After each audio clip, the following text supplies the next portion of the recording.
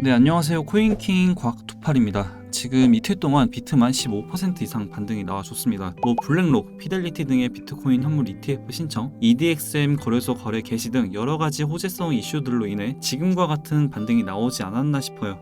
개인적으로 저는 블랙록의 현물 ETF 신청도 대규모 자금 유입을 기대할 수 있는 부분이라고 생각이 돼 좋은 이슈라고 생각하지만, 이 중에서도 저는 EDXM 거래소 거래 개시가 좀 더 굉장히 의미가 있지 않나 싶습니다. 블랙록의 비트코인 현물 ETF는 또 나중에 승인 거부가 될 수도 있거든요. 자, 그래서 오늘은 이 EDXM에 대해 한번 얘기를 해볼 거고요. 지금 EDXM에 상장이 된 코인이 어떤 것이 있는지, 그리고 개인적으로 그 다음 주목을 해야 할 코인이 어떤 코인들인지 이 부분을 한번 얘기해 보려고 합니다. 우선 가장 먼저 EDXM 거래소에 대해 알아야겠죠. EDXM 거래소 같은 경우 월가의 전통금융 대형 증권사라고 불리는 곳들이 모여 설립을 한 거래소이고, 이 중에서 여러분들이 아시는 시타델, 그리고 최근에 비트코인 현물 ETF를 신청한 피델리티, 찰스 슈왑, 디지털 에셋 등이 모여 만든 거래소가 EDXM입니다. 근데 지금 기존 거래소들과의 차이점이라고 볼 수 있는 부분들은 개인들이 사용을 하는 거래소가 아닌 기관들 전용으로 사용하는 거래소라는 점이고요. 불과 몇 년 전과 비교를 해봤을 때 이 비트코인이라는 자산이 완전히 다른 위치에 있지 않나 싶어요. 그리고 제가 생각을 했을 때 지금 EDXM과 SEC와 서로 원하는 게 같다, 이렇게 생각을 합니다. SEC 같은 경우 지금 암호화폐 규제라는 것 안에 시장 조작 등으로부터의 투자자 보호, 이런 것처럼 신뢰에 대한 부분을 강조하고 있습니다. 근데 이제 EDXM도 마찬가지로 홈페이지에 들어가 보면 이 거래소의 방향성을 봤을 때 신뢰, 효율, 유동, 이 세 가지를 강조하고 있습니다. 이게 어떤 걸 뜻하고 있는지 한번 생각을 해보면,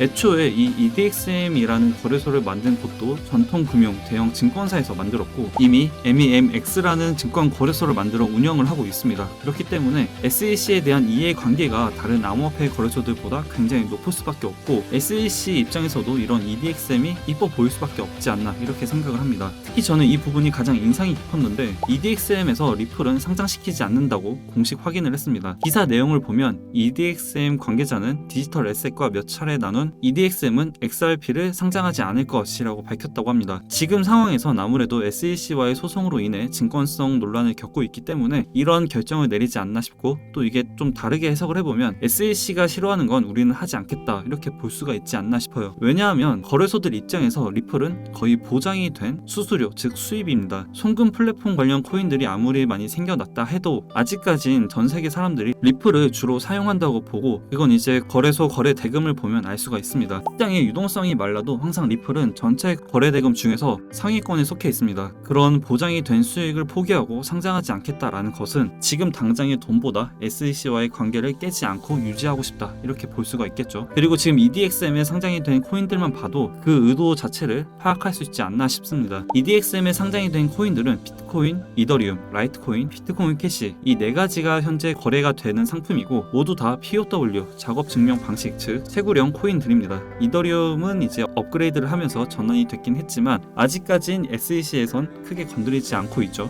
이제 이건 제 텔레그램 방에 먼저 공유를 해드렸었고, 여기 들어오시면 EDXM 거래소 상장이 된 코인들 정보 또는 이슈들 빠르게 받아보실 수가 있으니까 고정 댓글 링크 클릭하셔서 무료 입장하시면 될 것 같고요. 들어오실 때 어떤 조건이나 또 요구를 하지 않으니까 그냥 편하게 들어오시면 될 것 같습니다. 자, 이어서 말씀을 드리면 벌써 비트코인 캐시, 이더리움, 라이트코인, 비트코인 모두 다 그 영향을 받고 있습니다. 비트코인 캐시 같은 경우 어제 하루에만 22%가 상승을 했죠. 이렇게 EDXM이 채굴형 코인들을 먼저 상장시킨 이유는 아무래도 SEC와 연관이 되어 있지 않나 싶어요. 지금 SEC 입장에선 증권이라고 말하는 코인들 대부분이 작업 증명, 즉 채굴형 코인들보다는 지분 증명 방식들의 코인들이거든요. 만약 EDXM이라는 거래소가 SEC의 눈치를 안 본다면 도지, 리플 이런 어느 거래소에 있는 잡코인들 또는 링코인들 그냥 대량 상장을 했을 텐데, 초반에 설명을 한 것처럼 전통금융 증권사들이 만든 거래소이다 보니까 더 보수적인 성향도 있다고 생각을 합니다. 가장 큰 이유는 아무래도 SEC와의 관계일 듯 하고요. 그래서 앞으로 어떤 코인들이 이제 EDXM 거래소에 상장이 될진